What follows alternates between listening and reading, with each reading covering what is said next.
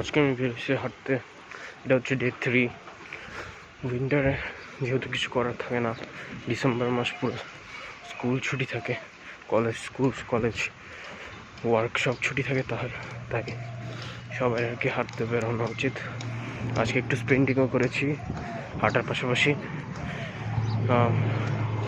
হাঁটলে সকাল উঠে প্রথমেই হাঁটলে একটা সেই লেভেলের ডোপামিন পাওয়া যায়, যেটা একটা হেলদি ডোপামিনের সোর্স। আর তারপরে দেখা যায় সব কিছুই তুমি করতে পারো, কনসেন্ট্রেট করতে পারো, প্লাস সানলাইট পাওয়া যায়। সো অনেক ভালো একটা জিনিস এটা করা। সবাই এটা করার ট্রাই করবে, হাঁটতে বের হয়ে যাও প্রথমেই।